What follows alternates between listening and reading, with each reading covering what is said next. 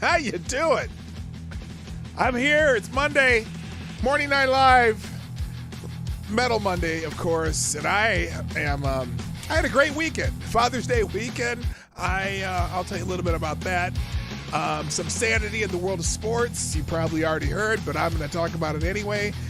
And then we'll just get caught up on some news from the weekend. So, I'm happy y'all are here. I'm happy I'm here. Welcome to the show. Mr. Johnny, play the intro.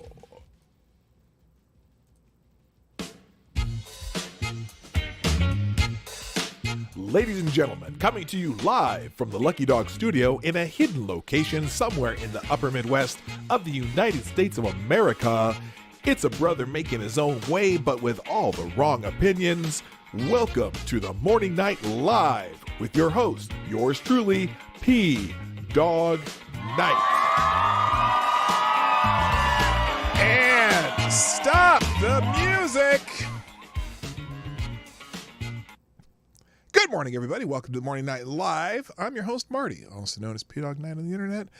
And welcome back to the P-Dog Night channel on this lovely Monday, the 20th of June. I should probably put the connector there, of June in 2022. It's the day after Father's Day, and I do have my cup of reparations in a new cup that unfortunately I had to buy this one myself.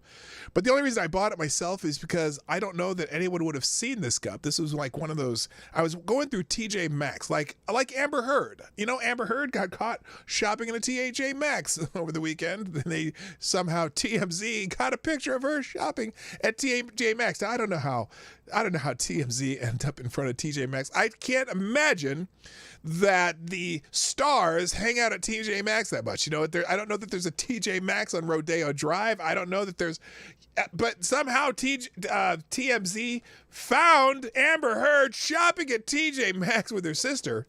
And I, like Amber Heard, occasionally frequent TJ Maxx. So I was walking through the checkout at TJ Maxx, and this cup was just there, and no one in my family would have seen this cup because the rarity of us going through TJ Maxx is rare. So I picked it up. I thought, I'll just buy myself a Father's Day gift. But no, my kids are fantastic. I got lovely messages from my kids on Father's Day, even though that couldn't be with them because they, look, when you're in that family thing, sometimes you just gotta share, and I know that our wonderful Jess's Pop invited my daughter and his son up to their cabin for the Mother's Day, so I'm glad they did that. And then, oh my gosh, speaking of which, my daughter, lovely Alyssa P., is in the chat. Sprout slept for 10 hours last night, so I get to be awake before 10 a.m., which means P-Dog time. Well, lovely daughter. Oh, I'm so happy. You might be, I don't know if you're going to be happy with me today or not, but outside of this show, you're usually happy with me, and I'm definitely happy with you and your wonderful husband. So anyway, say hi to my daughter, Alyssa, in the chat.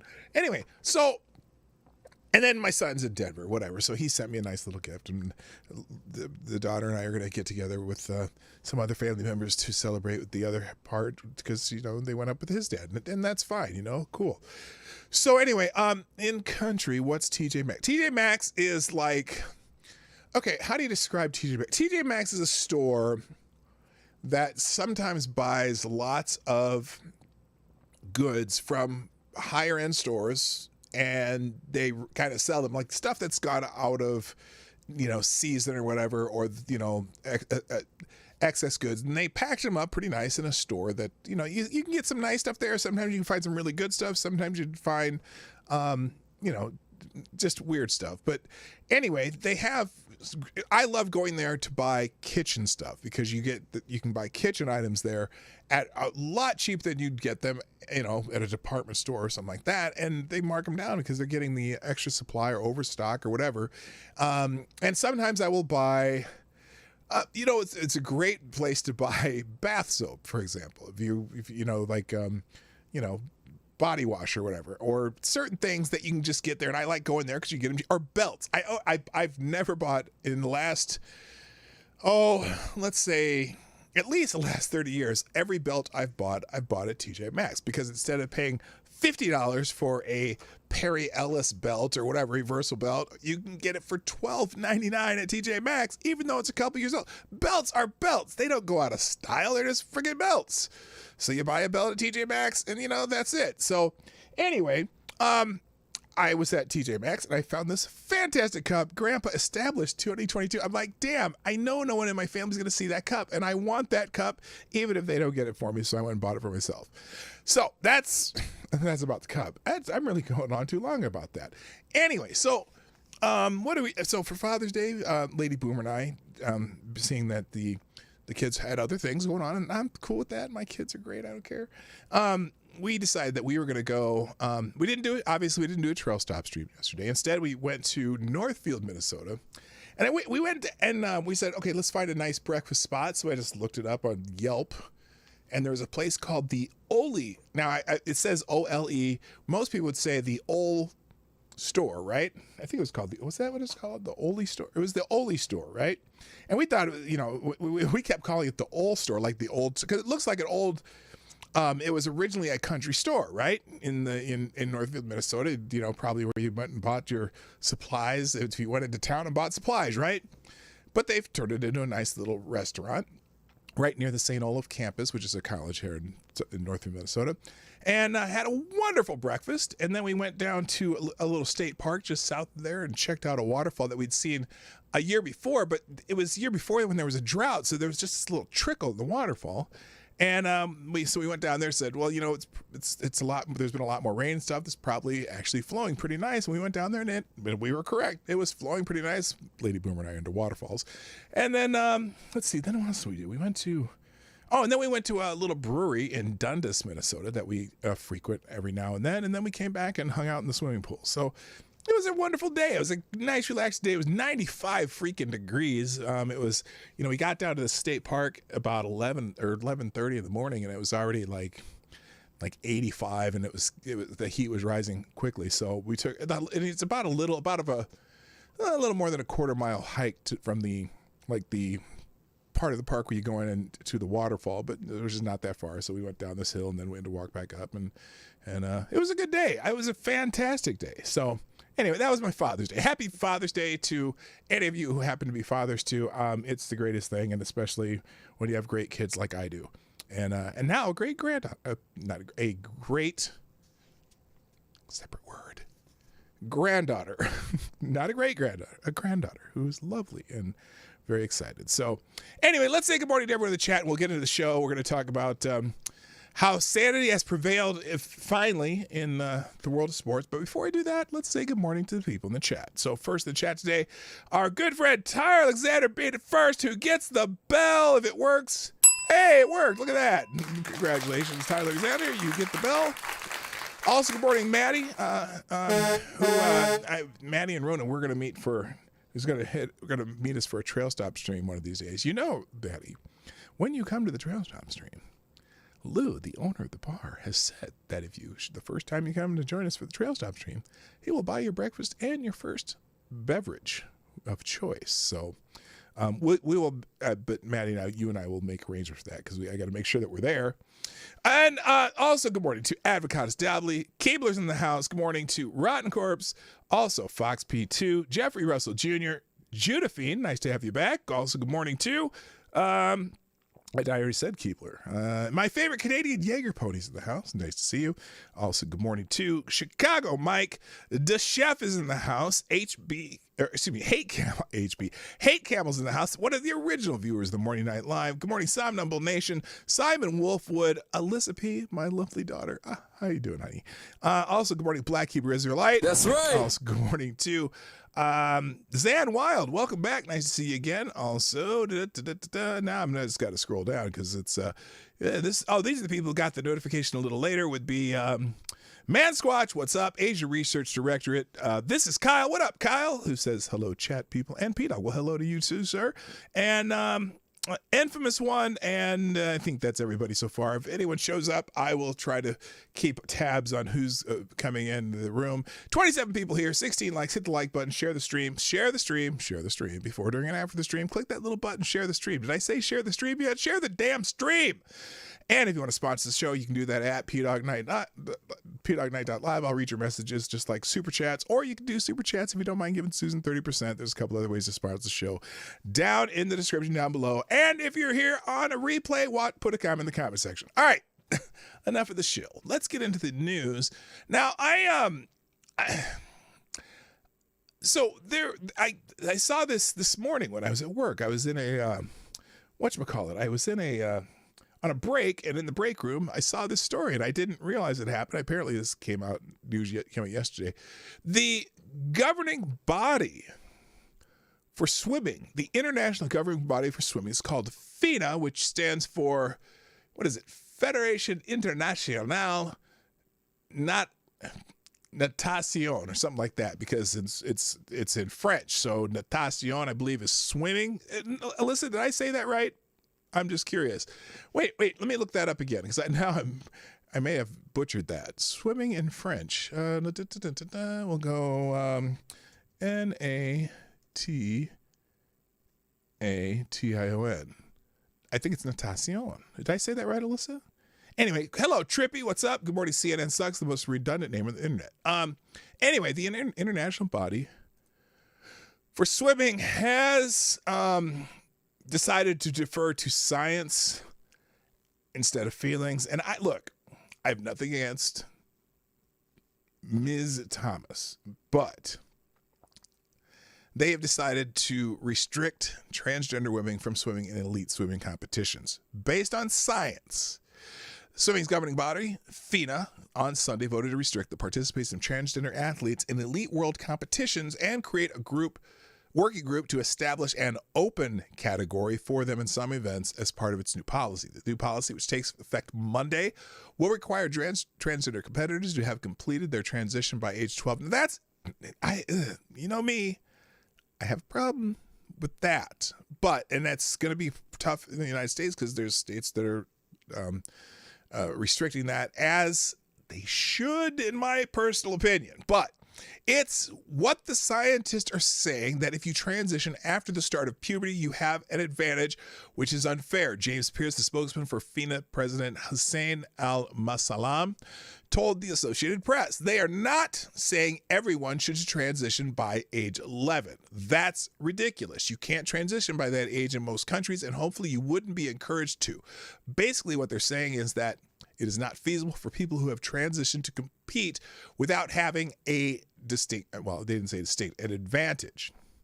The World Professional Association for Transgender Health lowered its recommended minimum age for starting gender transition hormone treatment to 14, and some surgeries to 15 or 17. Now here's what's fascinating about that, because in parts, I don't know which parts of Canada, but I know in Canada and also in, for example, Washington State, there are laws that say a 13-year-old can go on puberty blockers without parental consent, and the parents' insurance has to pay for it. Now, I've talked about this a lot. That's insane. Your 13-year-old child should not be able to do anything medical without your consent, other than in emergency situations. That's my opinion. I'm sticking to it. But anyway, the regulations would have a major impact on the career of Leah Thomas, who earlier this year became the first openly transgender woman to win an NCAA Division I women's swimming title. Responding to the new policy, Thomas said the new FINA release is deeply upsetting. It is discriminatory and will only serve to harm all women.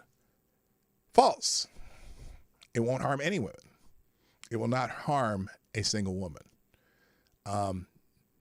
But Thomas told Sports Illustrated in March that she wants to continue to compete after college with the 2024 U.S. Olympic trials as a goal. The IOC urged shifting the focus from individual testosterone levels and calling for evidence to prove when a performance advantage existed. FINA's FINA's, this is the International Olympic Committee saying, FINA's deeply discriminatory, harmful, unscientific new policy is not in line with the IOC's. Oh, this is somebody else saying this. This is not the IOC saying. Is not in line with the IOC's framework on fairness, inclusion, and non-discrimination on the basis of gender identity and sex variations. Ann Lieberman of the Athlete Ally, a nonprofit that advocates for LGBTQ plus athletes, said in a statement. However, now let me give you the facts on that, though. The International Olympic Committee defers to the international sports federations for each individual sport. Because I saw this argument on Twitter too, that this does not comply with the, it doesn't comply with the International Olympic Committee's rules.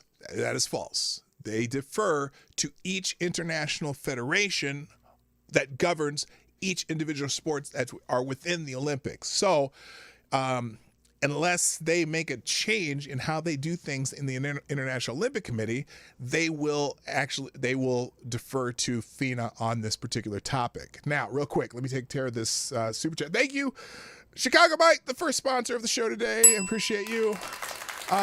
Who says, here's $1.39 that you will see in August, Marty. Well, thank you, Chicago Mike. I appreciate your continued support, sir. I appreciate you, sir. Thank you very much. Okay, so that's funny. This continues. The eligibility criteria for the women's category, as it is laid out in the policy, will police the bodies of all women. No, it doesn't. No, it won't. And will not be enforceable without seriously violating the privacy and human rights of any athlete looking to compete in the women's category. Okay, that is Ann Lieberman. This is not Ann Lieberman, the basketball player that used to play. Oh no, that's Ann Lieberman Myers, whatever. Anyway, not same person, different person. No, it won't. How so? What do you mean police the bodies of all women? No, it won't, because they're not talking about just what they've changed in this policy, like that some the Olympic the former Olympic policy basing on nanometers of testosterone, blah blah blah. It changed that. In fact, well, I will show you this where the science is on this in a minute here. So Pierce told the AP that open competition category would most likely mean more events, but that those details still need to be worked out. Absolutely. No one quite knows how this is going to work, Pierce said, and we need to include a lot of different people, including transgender athletes, to work out how it would work. So there are no details of how that would work. The open category is something that will start being discussed tomorrow. That's something they're working on. The decision was made during FINA's extraordinary General Congress on the sideline of the World Championships in Budapest, Hungary, after members heard a report from a transgender task force made up by a leading medical, legal, and sports figures. The policy was passed with roughly 71% majority after it was put to the members of the 152 nation federations with voting rights that had gathered for the Congress in the Pushkas Arena. So, now, the way this is playing out is that we are going to run face first into eventually. Yes, it is. It absolutely is. It has to be. And let's see. If you're swimming and you have, shall we say, a keel, then you're not a woman. Okay. Now, man, Squatch, come on, man. Okay. Yes, got it. Okay. So, now there's a couple other places. Here's the New York Post version of this, and it's interesting just how different outlets focus on this. So that was ESPN's version. Here's the New York Post. Leah Thomas banned as FINA votes to restrict transgender women from competitions. And now that's a very different article. It's a slightly different headline because they focus on specifically Leah Thomas. What about drug tests? Good point, Allie. Yeah, see, my daughter's so smart. Hello, Septus Wolf. Good morning, Nomad. Oh, wait a minute. Nomad. Stop. Hammer time. That'll never get old. So they focus specifically in the New York Post on Leah Thomas, and because obviously that's the most notorious person that this would affect, right? Who's got a lot of ink. And they start World Swimming governing bodies effectively ban transgender women from competing in women's events starting Monday. New FINA members widely adopted a new, quote, gender inclusion policy, unquote, on Sunday that only permits swimmers who transition before the age of 12, which is not going to be, that's going to be pretty rare, okay? And specifically because in most countries, you're not allowed to do it before you're age 12. And it doesn't make sense to do it before age 12 because your brain isn't developed before you're age 12. How do you make a lifelong decision to go on permanent, forever medication or body changes, surgeries at age 12? I don't even know how a parent could agree to that because your brain's not even developed. You don't know. You haven't even gone through puberty yet. You don't know what happens after puberty. Now, maybe after puberty, I get it, but then that would remove you from these international competitions. But again, I wanted to see what the purpose of me looking at this one though is just to see how they. So they pretty much treat it as a news item here. World Professional Associated Transgender Health, because it's basically the same article. So this must be is this an AP? Yeah, it is. So they used. One used ESPN, this used the Associated Press, but basically a factual article. So pretty much the same thing. Now, see, my daughter's down there shooting out facts. Facts. Anyway, so if you want to see the science, now I have, in fact, I'm going to put, this will be in the tabs. I also put it in the link in the chat right now. Basically what they did at the FINA Extraordinary General Congress, the 19th FINA World Championship Budapest, they brought on scientists. So we'll go to the first scientist, kind of give you the idea of where they came from here. So here is, I cannot remember this man's name. I think he introduces himself. So we'll start with this one. I'm going to actually go full screen on this. Give me a second.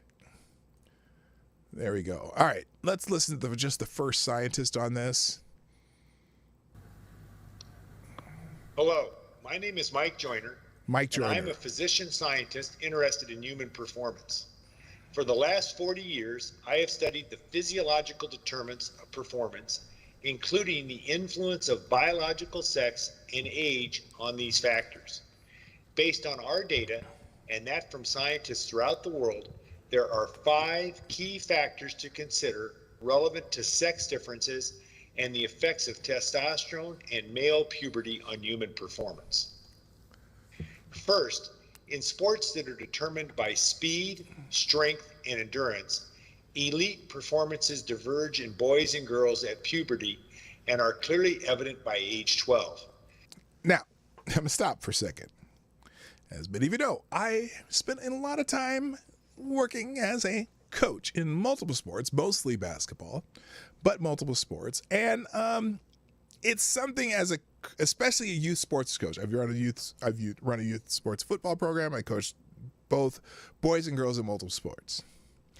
And it is absolutely around between 10 and 12 years old when you start seeing a huge divergence in the abilities and athleticism between boys and girls. Not their skills necessarily, because the skills, they actually,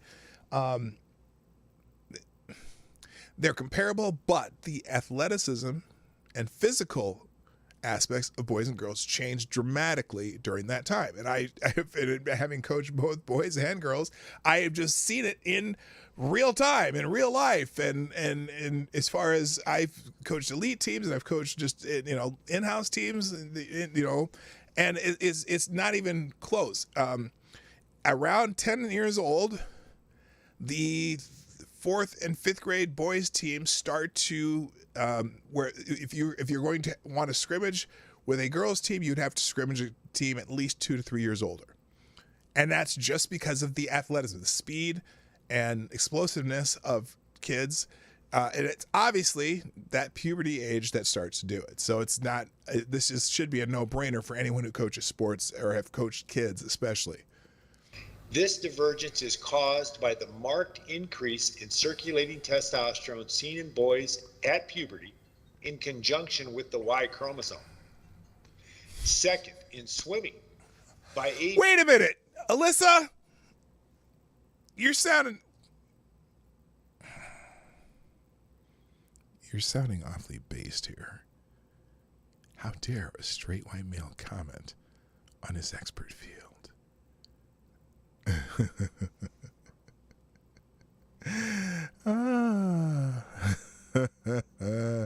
Tyre, you got her going. You got her going. Anyway. Age 14, the highest performing boys are achieving times similar to or faster than those posted by elite females in open competition. For example, in the 50, 100, and 200 meter freestyle events, the U.S. records for boys in the 13 to 14 age group are faster than the open world records for women. Oh, now I do have that Twitter feed, boys versus women, and it's an amazing Twitter feed showing the world records for various categories, Olympic categories, and versus the performance of 12, 13, 14, 15 through 18-year-old boys. And in every case, like he said, they overwhelmingly favor boys at a younger age. And that's why you see when for example, the Olympic soccer teams from Australia and the United States, when they scrimmage against 14 or 15-year-old boys, they usually lose those scrimmages or they're extremely, extremely competitive. The 14 and 15-year-old boys are extremely competitive with the world champions. And it's just a physiological difference between male and females on average. Now, are there females who can defeat males in certain things? Of course there are. I know that right now, if I got on the court and tried to play Brittany Griner, if she ever got out of jail in Russia, in basketball, well, she would whoop my ass because she's 6'9" and she's probably stronger than me because I'm an old man. She can't shoot as good as I can, though. I don't know. I just fake a drive and do step backs all day to play against her. But anyway, she would whoop my ass. She just, but that has nothing to do with it now. But let's say someone who's around her, let's say she once started chirping about some player in the NBA, and she called him little man. It's a 6'9" NBA forward. Now, let's say any 6'9" NBA forward, anyone, big Brian Scalabrine, would destroy her on the court because she's slow compared to any NBA player. So anyway, real quick, thank you, Chicago Bike, for sponsoring the show. And Chicago Bike, you are the new Streamlab Superstar sponsor of the day. Thank you for the big bullet in the tip jar. Oh, it's a... Okay, I'm sorry. I have to... This is a music required because it's a show sponsor. So let me fix this. It's Metal Monday, so for the super chat. So here we go. Metal Monday super chat from Chicago Mike. Let's try this one. It says metal, epic, and classical. Well, let's see how this goes. I've never heard this one. Oh, good Lord.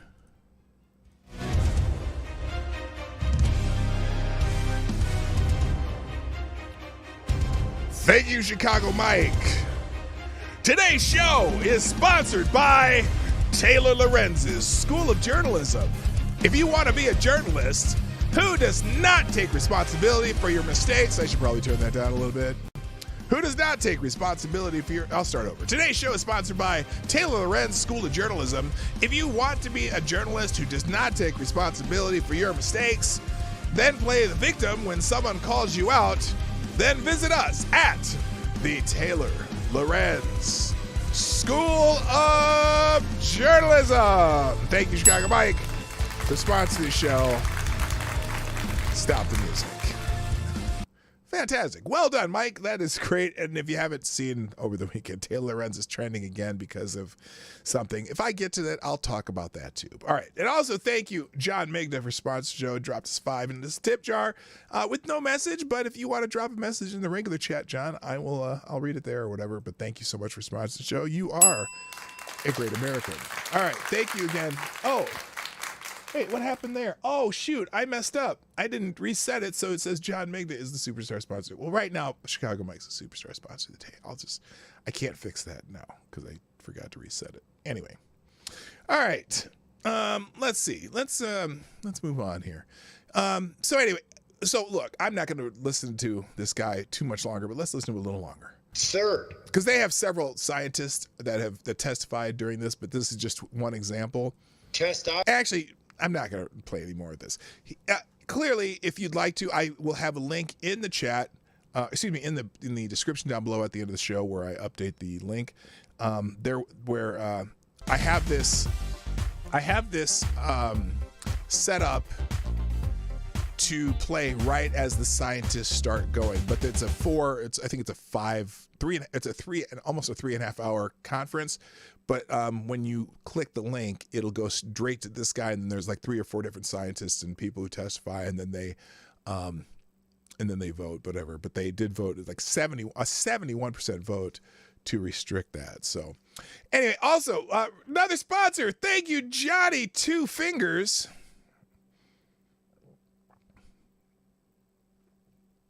I'm not sure who Johnny Two Fingers is, but Johnny Two Fingers, you are the new Streamlabs superstar sponsor of the day. Thank you very much, even though it didn't change up there. Thank you for sponsoring the show. In fact, there you go. Johnny Two Fingers with a big 10 spot in the chat, in the tip jar, who said, I would beat a woman. Phrasing? Phrasing, Johnny? Phrasing? Yeah, that's a clip. Anyway, I would beat a woman. No, that's not what don't, YouTube, don't say it. Don't do it. Don't do it to me. All right. Now, needless to say, now there's also, there's a couple things in here that were, part of this thing. This is interesting. This is from stateofswimming.com. Women swimmers is transgender who is commenting on this. Male puberty rules out access to female racing as FINA gold standard policy safeguards fair play for women and creates an open category for trans athletes. And this is written by someone named Craig Lord. I don't know who Craig Lord is. He's an author or whatever. Transgender swimmers will be barred from competing in elite races for women if they have gone through any part of male puberty following a vote by the sport's world governing body, FINA. The policy, which comes into effect on June 20th, will require transgender athletes to have transitioned by the age of 12 to be eligible for women's events in swimming and other aquatic sports. At an extraordinary Congress for the ultimate power of voting in aquatics, held in Budapest by FINA, Swimming and Diving, and Water Polo's global regulator, delegates from 152 nations voted 71% in favor of what Brett Nowicki, the executive director of FINA, described as the industry gold standard for inclusion in sports. Now, again, this only applies to the water sports in which FINA governs. So that'd be swimming, water polo, water, any water sports basically in the world. This is the world governing body. Sharon Davies, the 1980 Olympic swimming medalist for Britain and an advocate for women's rights, broke down in tears when the verdict came in. So great was the relief in the hearing that FINA had bucked the trend and voted to make fair play for women just as important as inclusion of transgender athletes in Olympic sport. Davies has paid the price for asking federations to get the balance right. So vile has some of the debate been in the Wild West of social media that spills into the political and work-life realms. She told the Times in State of Swimming, I am over the moon. I couldn't stop crying. Here's a decision that finally backs the rights of women to have their own category saved for female athletes. It's been a long, hard road, and anyone who spoke up for women pointed to the obvious science. Science! They tell you don't follow the science. Well, here they're following the science. And they have scientists, they have data, and they have, studies that actually have more than 8 people in them. It's been a long, hard road, and anyone who spoke up for women and pointed to the obvious science and how it plays out in sports like swimming has been bullied and harassed. I hope this gives other sports the courage to do the right thing and empower women to speak up without feeling they're going to be shot down in flames. Having had her personal safety and shy work, this is some terrible editing in this story, and her work threatened, Davies thanked FINA, its director Brent Nowicki, President Hussein Al-Masalam, and all leading reform process at the Federation. I'm very proud of them for calling in genuine experts and listening to the actual science. She blinded me with science. That process, the case we've been making.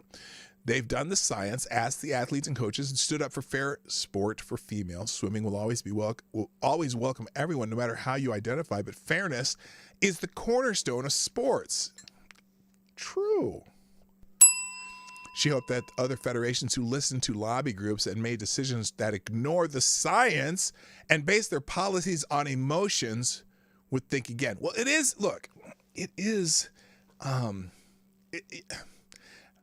as much as it's not a science. It's a feelings. It's a subjective. We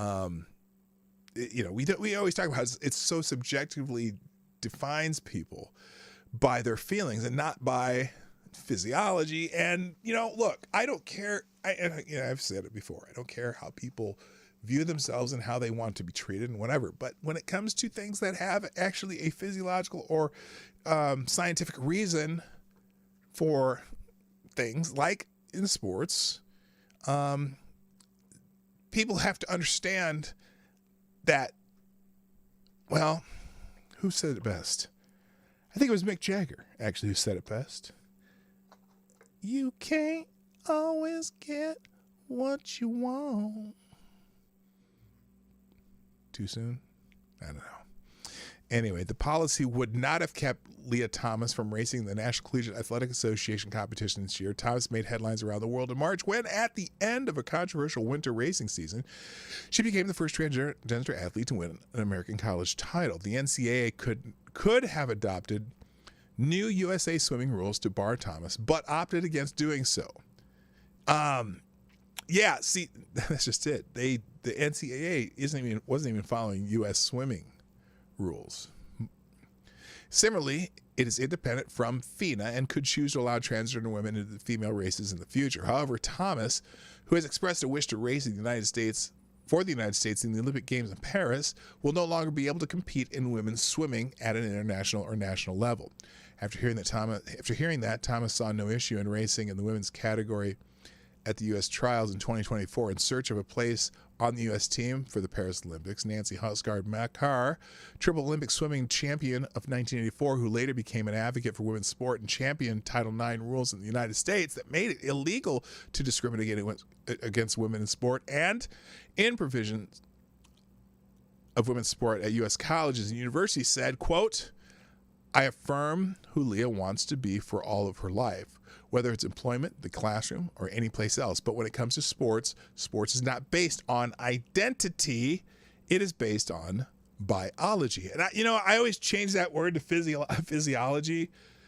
I suppose biology and physiology are similar, but because there are people who are activists who still say that trans women are biological women, which is a kind of a contradictory in terms if you qualify by trans, but whatever. I don't, look, I agree. I mean, you shouldn't discriminate on people on employment or classroom or places where that has no reasonable effect on what they can do. But when it's something that's based on physiology, biology, and you're in a competition, well, I can understand why you can have different roles, because and again, the FINA has a working group trying to figure out how to make an open category in order for transgender people to compete. That's kind of weird though, because technically men's swimming, or for male category, is an open category. If there were a female athlete who could compete at the international level at the same performance level as men, do you think they would bar them from swimming in under the men's side of the field? I doubt it, but there's never been one, so we won't know until that happens. Anyway, not everyone, however, is happy. While Leah Thomas, the first transgender, not everyone is happy. While Leah Thomas, the first transgender athlete to win an NCAA American College title in March this year, was reported in the U.S. to have declined to comment on the FINA move. Athlete Ally, an LGBT advocacy group, which organized a letter of support for Thomas in February, called the new policy, quote, discriminatory, harmful, unscientific, and not in line with the 2021 IOC principles. Now, this argument comes up again. However, the IOC defers to the international governing bodies for all sports on their rules. So, and this is not the only sport that has restrictions on this. So it is in line with the 2021 IOC principles. There are other sports that are doing this. That message was shot down in flames by presentations from experts in science, law, and human rights, including London-based James Drake, QC, a court of arbitration for sports arbiter, and Jonathan Taylor, QC, another legal mind specializing in legal disputes in sports. Among world-leading experts in the fields of human development, endocrinology, and human performance, and exercise physiology, Australian Dr. Sandra Hunter from the Department of Athletic and Human Performance at Marquette University in Milwaukee, that'd be Wisconsin for you people who are not familiar with the United States, noted that from age 10 or the onset of male puberty, boys experience a 20-fold increase in testosterone over girls. Dr. Hunter, who specializes in sex and age difference in humans, said, quote, and that heightened level throughout life, let's be clear, testosterone is an anabolic steroid and enhances athletic performance. Males are stronger, faster. Their hearts pump more blood. Males are on average taller with longer limbs, bigger hands to pull the water. Best performing males from 12-year-olds onward are stronger, can jump higher and further in the water and out of it. Even if testosterone is later suppressed, many of the key effects from puberty will be retained, such as stature, response of skeletal muscles to training, and also lung size. So, you think lung size is important in swimming? You think? Anyway, in swimming, she noted that at the age of 14, the best boys in the world are already racing faster than female world record pace. The American 13 to 14 boys age groups records in the 50, 100, 200 meter freestyle are all faster than the women's world records in those events. One slide showed how Katie Ledecky's stunning 8:04 in the world record, one way ahead of the curve of her peers, ranks 458th among men. Most of her closest rivals among women are outside the best 1,000 in men in the world. Sprint events are even more impacted. Sarah Sjorstrom's 23:71 world record over 50-meter freestyle ranks outside the top 4,500 men. All evidence is stacked up against inclusion and fair play and for women being in conflict with, said FINA Executive Director Brent Nowicki. FINA's approach in drafting this policy was comprehensive, science-based, I love yelling science, and inclusive, and importantly, FINA's approach emphasized competitive fairness. So that it continues on and on about the same stuff. So reactions to this. Hello, furry kitten. How you doing? Some of the reactions, and you're going to see, again, reminder. Wait a minute. Hold on. I must go disclosure route because remember, I just want to make sure that everyone's fully aware that the people I talk about in my videos and live streams are just normal people with various opinions and their own lives. I don't need help defending my positions, thus would strongly prefer you didn't contact them. If you have something new to add to the conversation, I'd love to hear about it in the chat or the comment section down below. However, if you feel compelled to reply to them directly in Twitter or any other social media, or on a different platform, I only ask that you do so in a respectful manner, as your treatment of them can also reflect on me, because they always figure out where you came from. So be nice, even if you're going to go talk to them. Or if you're going to be snarky, do it in your own name. Don't say, Peter Knight sent you, because I didn't. I guarantee I did not send you there. Hello, Zan Wild. How you doing? And Mike Savage. Blarg. I already said that, didn't I? Anyway. All right. So some of the reactions on the internets to this is probably mostly what you'd expect. So for example, someone named Aaron Reed here said, this is essentially a ban of trans women from swimming entirely. False. False. It is not. Because two reasons. One, trans women can still swim in a male category, and they're working on making a open category for such people. But she says, no Olympics. They'll create a, quote, separate category, end quote, which will basically have a single swimmer per race by themselves. This is terrible.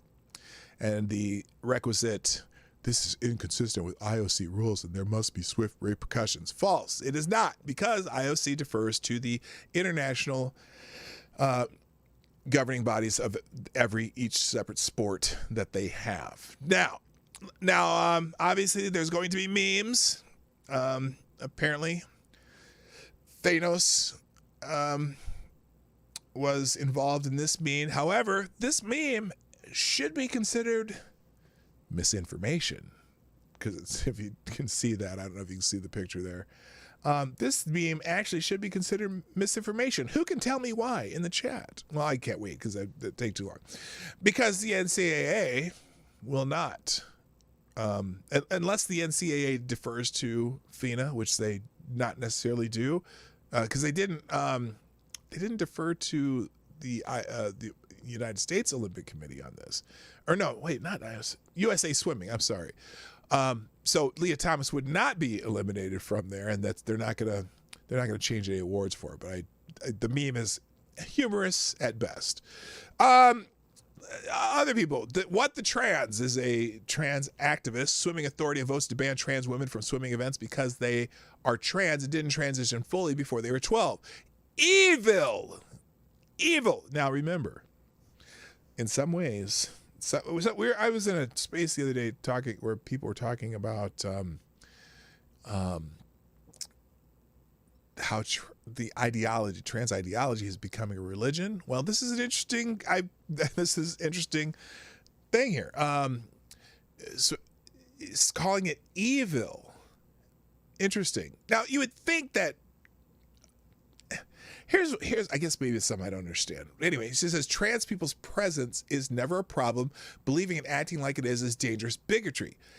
This is not about individual people. This is about fairness in sports. Now look, here's one of my issues. The only issue that I have is that I understand that some people who have the gender dysphoria are transitioned to make them feel better in their bodies, right? And it works sometimes, and sometimes it doesn't. And some people, again, like we know the statistic, the suicides are more prevalent after medical transition than before, and usually between 7 and 8 years after medical transition is the critical time that you need to have certain, just support, psychological support. You know what I mean? And so, but the idea that this is evil or bigotry, no, it's science-based. Anyway, but obviously their reply is, fuck you, FINA, fuck you. Someone replied here, this is about fairness in sport. How does those two in the pick competing in the same race look fair, make it make sense? Well, that's, look, that's not a good, there are actual scientific comparisons, but yeah, there's, again, the advantages after going to puberty as a male are tremendous. TMZ, why TMZ got into this, I don't know. Well, real quick, thanks. Oh, thank you, Black Hebrew Israelite. Hang on a second. Let me go to the sponsor here. Thank you, Black Hebrew Israelite, for sponsoring the show. And Oh, wait a minute. That's right. Yes, that is right. Let me get out some music for this one. Black Hebrew Israelite says with a deuce. Black Hebrew Israelite drops a deuce in the tip jar. He says, and I quote, "How did this trans shit go on this long and so far? I blame women. Hear me out, you women. Kick the man out of the home for a government job and a paycheck. You also destroyed men's clubs to get away from bitches." So we said, fuck it. I don't know what this means. Let's fuck up women's shit? MGTOW revenge. Okay, Black Hebrew tight. That's right. I got you. Again, stop the music. The opinions of the people who sponsor the show do not necessarily reflect the owner of the show. I have some interesting theories on that, though, as far as because like I said, I've been discussing with a lot of various people in the last few weeks on some of these Twitter Spaces, where you get a bunch of people in and talk at the same time, and it's interesting the far-ranging philosophical, political, social variants of the people who are on the same page on some of these things. So especially when it comes to the transitioning of children and all that stuff, which is insane to me. But in some of these spaces, you hear a lot, well, the girls are doing it because the patriarchy and this and that, and they don't want to be involved in this and that. And then the boys are transitioning because of, some would rather have a trans girl than a gay son, and blah, blah, blah, blah, blah, blah, blah. Look, a lot of this has come about as an offshoot of certain forms of feminism. We know that the intersectional feminists versus the rad femmes or second wave femmes, whatever, are all over this. They're promoting this. They see this as another ally within. That's why they keep adding letters to LGB. That's why they added the T and now the QI and the QIA plus and the QIA 2 plus and blah, blah, blah, blah, elemental P. Because the intersectional feminists are seeing this as if you can ally with more and more and more people, you get more power out of that. And so there's a conflict even between obviously the radical feminists who are like, wait a minute, no, the human physiologically, it's women as an adult human female versus the intersectionalists who will say, well, no, anyone who identifies a woman is anyone who identifies as a woman. We talked about the What is a Woman movie, which is, Lissa, I want you to watch that movie with me one of these days. It's called What is a Woman. I have to keep notes, and I've been meaning to ask her about that. But it's the intersectional feminist that has taken over the universities, taken over a lot of the social scientists, and so now you have all the research. If you're not starting with an intersectional lens, you don't get money for research, or if you don't start with a conclusion that fits the intersectional lens, you don't get money for research. So that is what's taken over universities. There's few university professors who are taking a hit on this really bad because they aren't buying into it. And also just even the simple thing is the language changes. They don't buy into it because language changes organically. And this is not an organic change. This is a lot of the changes in the language that they are demanding are being shoved down your throat without consensus. And that's not a good way to change language. So I love, my favorite example is always the Latinx example. Romantic language speakers ain't playing that shit, homie. So it's fascinating. So anyway, let's go back to this TMZ example, which is, it's funny that TMZ reports this. It's unclear if FINA's new policy is going to be adopted by the NCAA, which would presumably bar Leah Thomas from competing in any future women's swimming events. So obviously Leah Thomas's win in the NCAA championships was the shot heard around the world. And I think FINA finally said, wait a minute, there's certainly an issue here that we need to get ourselves on. So, and again, more reactions. Someone here replying to TMC: "Women are stronger when we stand together." It slipped into Father's Day. He must compete with men. How can a man be allowed to compete with women?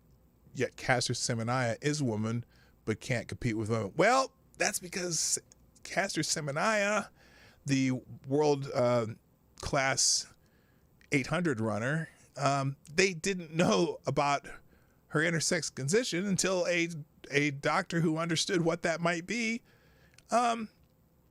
examined her or him, whatever. Caster Semenya has internal testes, intersex condition where they find out that technically, after a deep analysis, Caster Semenya is actually male. And they just didn't know it because where Caster Semenya is from, they didn't know to even think about that. Or at least the doctors didn't catch it. So there you go. Moving on, others' reactions. At last, common sense prevails, and it's a victory for women. Well done to all the women that had to fight once again for our rights. We will not be erased. Trans athletes banned from women races as Team Great Britain star praises fairness. So there's an article in the Sun about Sharon, I can't remember her last name. And there's people saying now other sports do the same. Look, it's not all people supporting this. It's about, as I've scrolled through different Twitter feeds, it's been about, I'd say 60-40. But the trans activists haven't caught up yet, but I guarantee you're going to be hearing a lot about this in the next few days. And then finally, someone named Lena here, FINA bans trans women from competing unless they are transitioned before 12. Something the right, blame it on the right, is making impossible to do. Their intent is to set a standard under which there's no possible scenario for trans women to compete. This is not the right doing this, okay? This is an international swimming body who probably politically are as far left as anybody else in other parts of the world. And also we said there's a whatever that organization that's about trans health isn't transitioning people before 12 anyway. So, yes, it is effectively removing trans women from competing against physiological, natal, biological, whatever word you want to use, women, because of the physical gender gained through puberty. And let's see, there was another one here. I also will link the whole category here when I put it in the tabs. Just swimming bans trans, and there's just reaction after reaction. Let's see what NPR says. The World Governing Body for Swimming voted to effectively ban trans women. Okay, that's the same thing there. We did Tiffany for women. Not going to lie, seeing Leah Thomas' wrecking ball path towards destroying the women's Olympic swimming records, swerved by science, reason, and perhaps some level of compassion for women has made my day. There's a lot of people celebrating this. Now, granted, this is just a general category here. I'm not seeing bless the rational and compassionate folks at FINA for their sane decision about trans people in swimming. So this effectively bans trans women from competing internationally in swimming, ? Well, no, because if they can compete as their sex, they would still be able to compete. Or they have a working group working on making an open category for, I don't know how they're going to work the open category, but they're working on it. So anyway, and then the New York Post editorial by Miranda Devine. Sanity returns to transgender madness after Leah Thomas banned by FINA. Now, it's interesting that because again, Leah Thomas is the most visible person that this affects. The New York Post, as that other article, or the one that went back, it was the New York Post before, focuses solely on Leah Thomas, but I don't know if that's the only person it would affect, obviously. Anyone old enough to remember how in the 70s and early 80s, the East German women swimmers.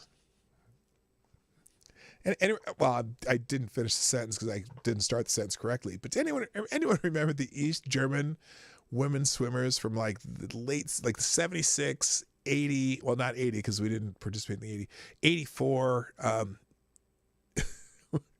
Anyone remember that? Because they were all jacked up because they were all, they're obviously all doping or some were men.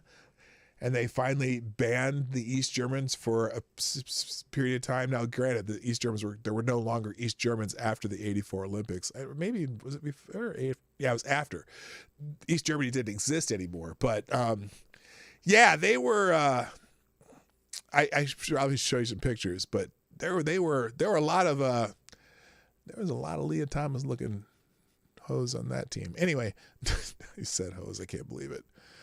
Yeah, East German female athletes were hulks. They were basically men. They were so jacked up on juice and or I would not be surprised if some of them were male. They looked like okay, you know how natural male bodybuilders, like bodybuilders who take no drugs, but they're natural male bodybuilders. They're not allowed to use steroids and things like that because most bodybuilding competitions allow steroids, but the natural ones don't. They're much thinner, they're much lighter, but they're still jacked. That's what the East German swimmers and some of the track athletes, like some of their shot putters and their like the javelin throwers, they were just jacked. Like it was crazy. They looked like what's the guy who plays Thor? They looked like him, including their jawlines. Anyway. All right, should we talk about something else today? Have we talked enough about transition? It's only 10. What time is it? 10:06. I got some time. There's a couple other things. So did you hear over the weekend some people from the late night with Stephen Colbert show? Apparently they got in trouble in the well, first of all, let's talk about how Congressman Adam Schiff, because he was on Colbert. And there's this article in the American Thinker just talking about him talking to Colbert. Earlier this month, Congressman Adam Schiff appeared in the Late Show with Stephen Colbert to promote his latest TV show, the January 6th committee hearings. Schiff seemed at ease, for he had an absolute unquestioning ally in Colbert and a brainwashed audience eager to accept his deceptions. Most individuals reveal their true colors in relaxed settings. Schiff began by conceding that his previous efforts, the Mueller hearing and the Ukraine hearing, were flops because they were monotonous and marred by partisan disagreements. Schiff then claimed that the January investigation is nonpartisan, which meant there will be no bickering. The nonchalant reference to the partisan bickering of the previous probe is quite telling. Schiff probably forgot that partisan squabbling is how democracy functions. Only totalitarian regimes are devoid of partisan divide because dissent is crushed using draconian methods. This reference to nonpartisan is similar to the diversity claim that liberals make. All differences are superficial, but there is a consensus on key issues. All the committee members, especially the Republicans, share a consensus that Trump is guilty. They are merely working their way backward, hoping to entrap Trump or his allies. The goal of the hearing is not to find facts, but to push a narrative. These kinds of biased probes occur only in third world dictatorships. This probe and hearing is a prolonged Democrat campaign event for the midterms of 2024. I've been saying that ever since these things started. Anyway, Colbert asked Schiff about the fancy TV producer hired for the broadcast of the hearings. Let me, did they have the clip? I think this is it right here. I probably get a date for this. Right. Hey, everybody, we're back here with a member of the January 6th committee, Congressman Adam Schiff. Now, there have been a couple of indictments of people who have actually, I'm gonna stop. Let me stop this. Hang on, because I know that Navarro this week. CBS is not very good about this, so I'll go back to reading it because I forget about some of these things. Anyway, so again, where was I?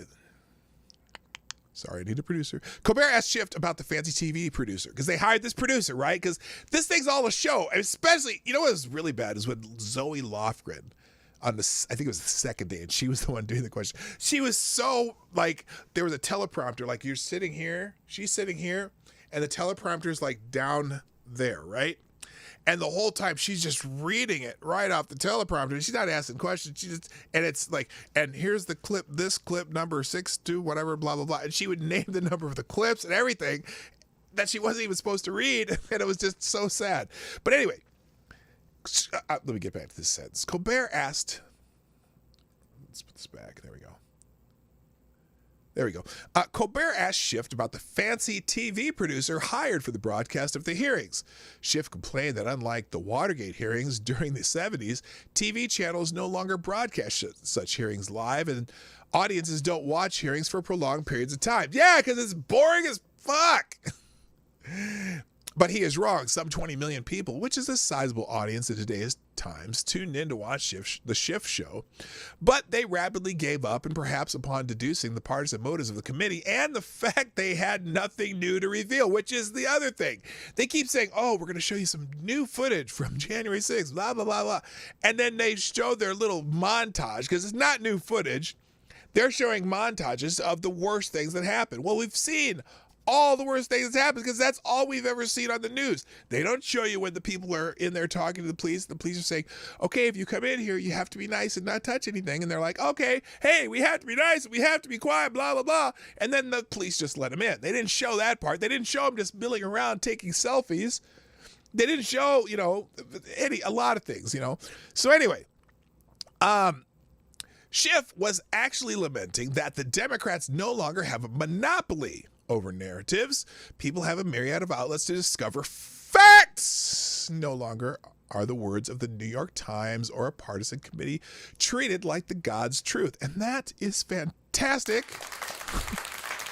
Schiff then said he wanted to tell the story of the insurrection in a clear and compelling way to engage the viewers. It was an admission that a made-for-TV spectacle where style triumphs because of lack of substance. Next, both Colbert and Schiff accuse their opponents of what they are guilty of. They claim that the occurrence on January 6th were the culmination of a slow-moving coup that involved months of conspiring and electoral malpractice to overturn the 2020 presidential election. We all know that Schiff was among the leading proponents of the Russia collusion hoax that was aimed at overturning the 2016 election. We also know that Colbert used his show as a platform to push these lies, but the sanctimonious rarely have self-awareness. Colbert asked Schiff if there would be any startling new revelations during the hearings. Schiff claimed that the public is desensitized due to the relentless barrage of news of the tragic and incredible breakdown of the American democratic system. Bullshit! Under Trump. No, it's not. What? Okay, I want to know specifically, what was the tragic and incredible breakdown of the American democratic system under Trump? How? Did Trump make a whole bunch of just executive orders that he treated as though they were law? No, I don't think so. In fact, he mostly overturned executive orders from his predecessor. He had some executive orders, I guess, but they were usually pretty lame. In fact, Trump, for as much as Trump's as much as I call Trump a jackass as much as Trump is a jackass. He did stick to trying to get things passed through the legislature, which is the way things are supposed to be done. He didn't do a whole lot of just, I'm going to decree this and that, except for after the funding for the wall was passed, and they didn't seem to be allowing those funds to be moved, whatever, through the Congress. He did find some alternative ways to get his wall funded, even because, whatever. So anyway, let me get back to this. Schiff added that the committee had an uphill task to break through the numbness and the grab the people by the lapel to tell them that, do you see what he did there? That they came close to losing our democracy. How? We did not come close to losing our democracy. There was no coup. Look, if you think you can take over the United States government by a few hundred people carrying flagpoles and getting into a little, I wouldn't say little scuffle because some of them were rioting, but if you think a riot with a bunch of flagpoles and maybe a couple, nightsticks is going to take over the U.S. government that has military planes and guns and shit, you're a dumbass, okay? You're straight up dumbass. Anyway, now, beneath the polite words, both Colbert and Schiff are furious that citizens don't believe their narrative. They wish they had obedient subjects rather than questioning citizens. Next, Colbert referred to the likes of Steve Bannon, Mark Meadows, and Peter Navarro, who defied subpoenas of the January 6th committee. He asked how Schiff felt that these men were not charged by the DOJ. There's a reason for that. We'll get to it. Schiff said that he was disappointed and alarmed that people are not punished for their contempt of Congress. That's because, guess what? This committee does not conform to the rules that Congress has provided. So it's hard for the DOJ to actually do that. But anyway, he said he was disappointed and alarmed that people were not punished for their contempt of Congress. Everybody has contempt for Congress right now. Schiff also basically claimed that Bannon and the rest who defied summons did not have any privileges to do so. Well, your incomplete committee really had no power to issue subpoenas either, even though you did anyway.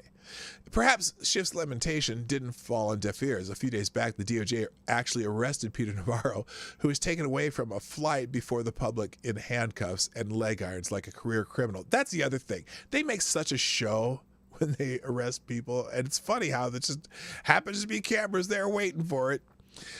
Defying a congressional summons is nothing new. In the past, everyone from Nixon's Secretary of State, Henry Kissinger, to the Obama's Attorney General, Eric Holder, refused to testify before Congress. They were held in contempt, but nothing more happened to them. What is amazing is how Colbert and Schiff were talking about misusing government powers to punish their political opponents and attaching morality to it. The nonchalance proves they don't realize what they are saying, or they no longer care how they were perceived. Schiff concluded by saying it is up to the citizenry to protect democracy. Democracy. And no longer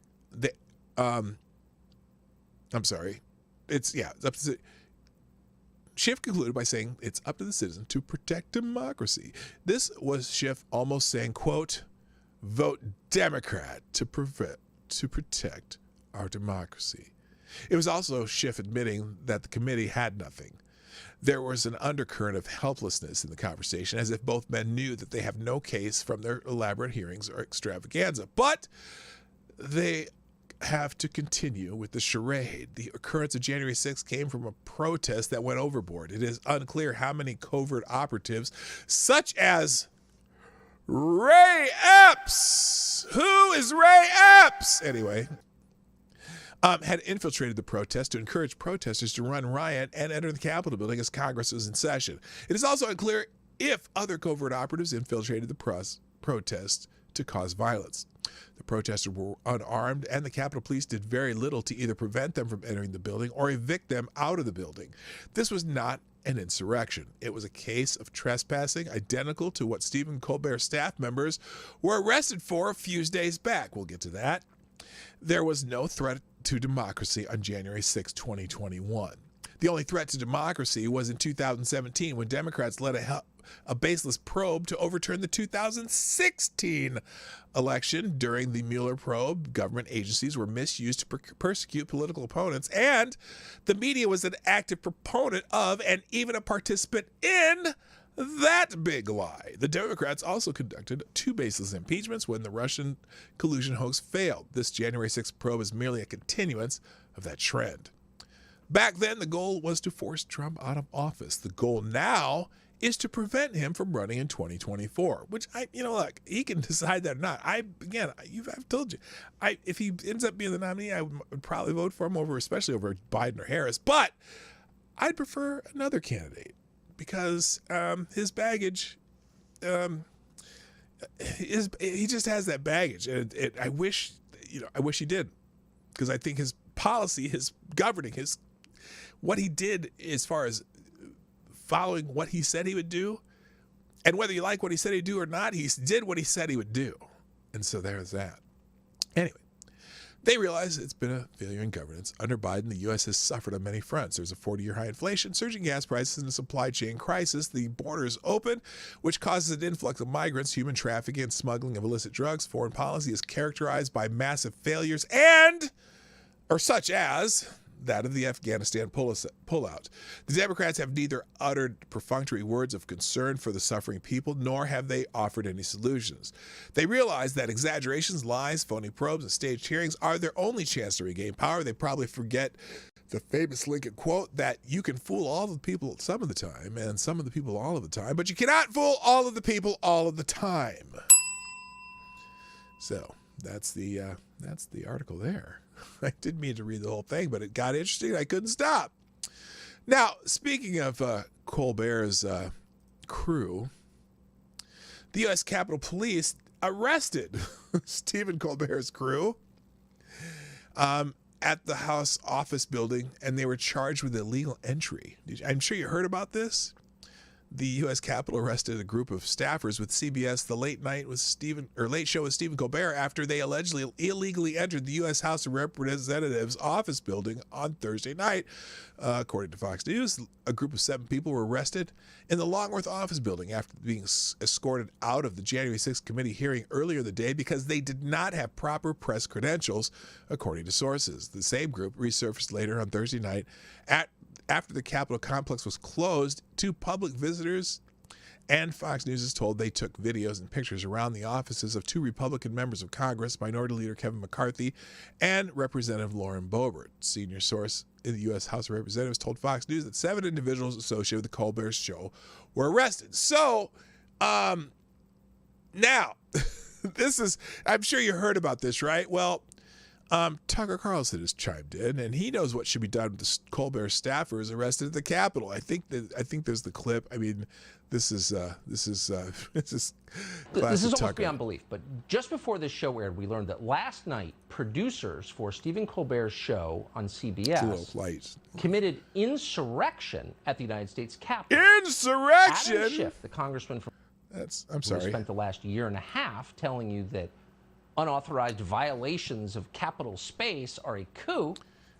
Adam Schiff illegally gave producers from CBS access to the Capitol. And then the group, which includes the show's senior producer, Adam Schiff illegally gave them access? What, Tucker? Wait, is that what he said?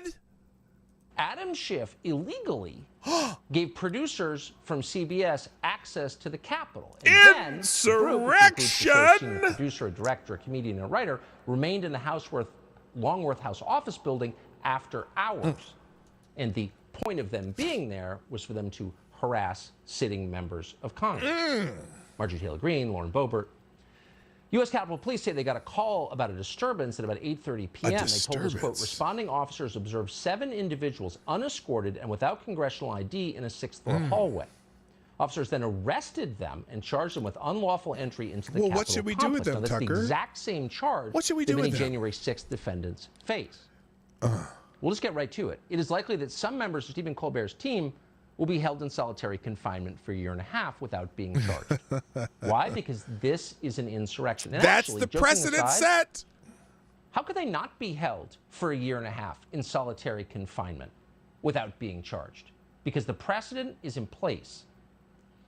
Ding. And how in the world can Adam Schiff, again, who spent the last year and a half eliminating the civil liberties of Trump voters on the basis of January 6th, do the exact same thing and not face punishment? We're going to tell jokes about, oh, it's like Pearl Harbor. No, it's exactly like what happened on January 6th. So, Well, not exactly, Tucker. close Now, look at let's what not punishments are. get hyperbolic, Tucker. Liz Cheney, Whoops. call your office. Yes, You've got Liz. another committee to impanel. We call Adam you. Kinzinger is crying at the thought. We'll Sorry, I stay on didn't the mean to story. cut that off. But not exactly now. The January 6 guys kind of broke through some. Well, they pushed their way through some barricades and got in a fight with police who were attacking them. But, still, consistency? Anyone? Consistency? Anyway, other things that are going to be in the tabs. I'm gonna shut it down here soon, but not yet. Don't leave me yet because I still got one more. Now this article I can't really go through on YouTube, but just so you know, this is January 6th committee ignores clear evidence of mass illegal voting, systematically broken election laws. So that'll be in the tabs. Interesting article by Margot Cleveland, making a case that there were issues, even though we don't know whether or not they would have changed anything, but we know that there were issues, and they complain that no widespread voter fraud, but there are. And I don't think it would have changed anything, but they like to use that word "no widespread" as if that doesn't mean no.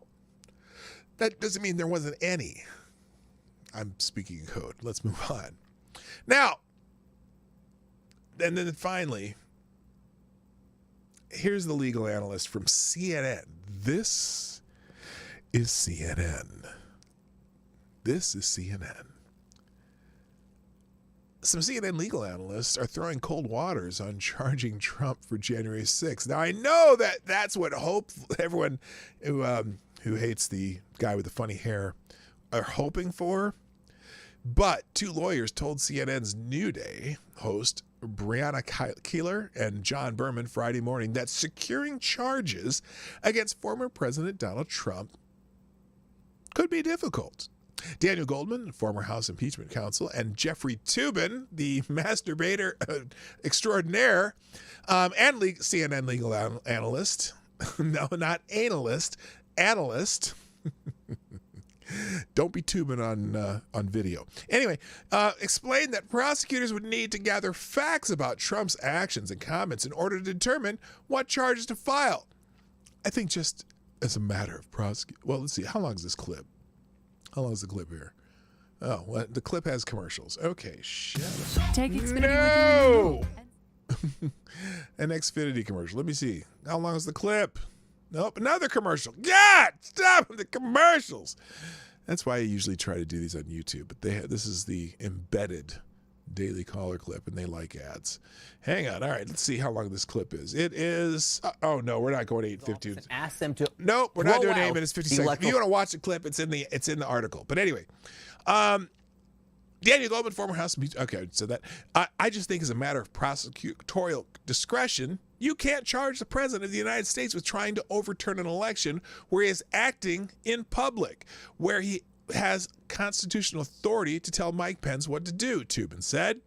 We can have those interesting discussions about what's a good case to bring, but mostly we need facts, Toobin said. Like, what happened? We still don't know exactly what happened, and mostly what we don't know is what was Donald Trump's state of mind. Was he really encouraging violence? No, we already know the answer to that. Because they keep chopping up his words on the committee. What were his conversations? There was an allusion early into the hearing to Trump saying, hang Mike Pence. That's a good idea. He deserves it. But we only heard that secondhand. Yeah, there's a lot of hearsay. It's all hearsay. All the evidence in this committee hearing is hearsay. Plus, that gallows that they had out there. There's a bit of a question of how those came to be. I have an article on that somewhere, but I don't have it handy. But they were a piece of art. They weren't real gallows. Sorry. The January 6th Select Committee held 3 hearings since June 9th, which have been criticized as, quote, illegitimate, end quote, by Republicans. After the second hearing Monday, Democrats and liberal media outlets hyped the potential for fraud charges against President Donald Trump. Hilarious. Goldman, who's running for the Democratic nomination in New York's 10th congressional district, said the prosecutors could go into Trump's past to find times that he had made a veiled threat that prompted his supporters to act. The FBI reported finding no evidence that the storming of the Capitol building on January 6th was coordinated or a result of a conspiracy, according to Reuters. I don't think we're ever going to get any evidence saying Donald Trump said, I want Mike Pence to be hung, or I want Mike Pence to be punished, or I want to overturn the election, Goldman admitted. So prosecutors don't get that kind of evidence, particularly from someone like Donald Trump. Former President Trump, Goldman, and Tubin did not immediately respond to the request for comments made by the Daily Caller News Foundation. Okay, I didn't need to read that one. But anyway, there's no,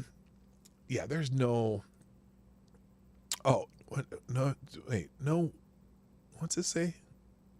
I just saw it. I missed it. You don't need widespread, just critical areas. Steuerpunkt, as the Germans put it. I'm not familiar with Steuerpunkt. Hello, Don Julio, Gulf City Biker and Trash Man. All right, gang. I'm going to see if I can find the article about the gallows. There was an article about it, and I had it, and I accidentally closed it.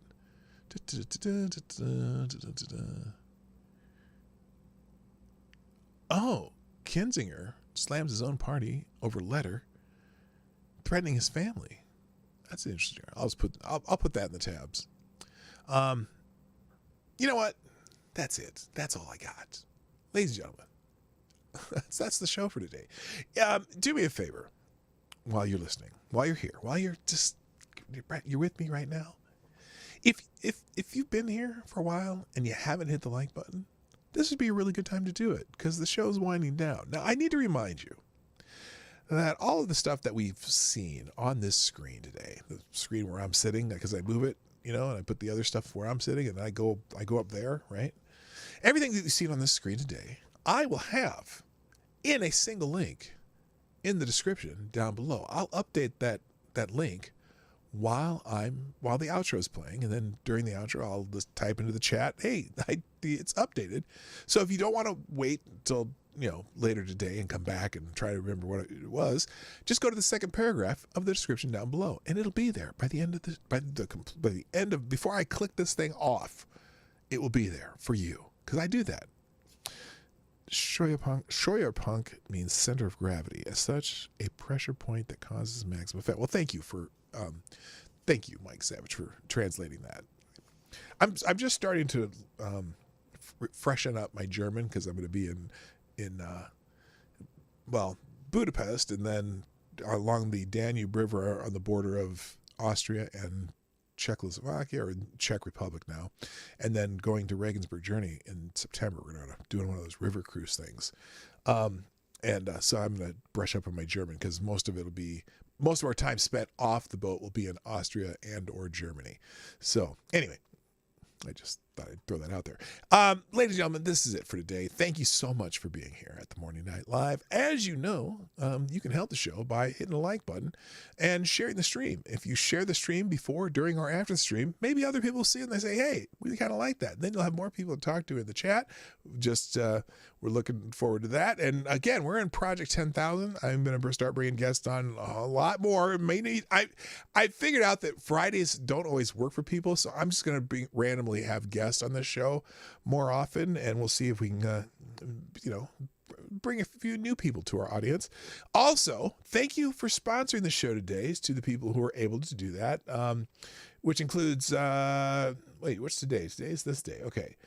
Chicago Mike, John Migda, Johnny Two Fingers, and Black Hebrew Israelite. And apparently Johnny Two Fingers, you are the Streamlabs Superstar sponsor of the day. So thank you for sponsoring the show. Thanks everybody for being here. It is time for me to go. I'm so glad we've had this time together just to have a laugh or sing a song. Seems like we just get started. And before you know it, comes the time to say, get the fuck out of here. I'm out. My name's P-Dog Knight, and I'm out of here. Bye-bye. Have a great day. Hey, this is P-Dog Knight, and thank you for watching today on the P-Dog Knight channel. If you have an observation or remark you'd like to make about this video or my channel, I absolutely welcome you to write it in the comment section down below. I really look forward to hearing from you. And before you go, if you like what you saw but you're not already subscribed, please make sure you hit the subscribe button and definitely click that bell that pops up afterwards so you'll be notified when I post new videos or when we go live. I broadcast my live show, The Morning Night Live, Monday through Friday at 10 o'clock Eastern, 9 o'clock Central. A special thank you to all the supporters of this channel who share our videos on social media and who make donations through Streamlabs, YouTube, Venmo, and Cash App, which are all linked in the description down below. Thanks again, and until next time, I'm P Dog Knight, and I'm out of here.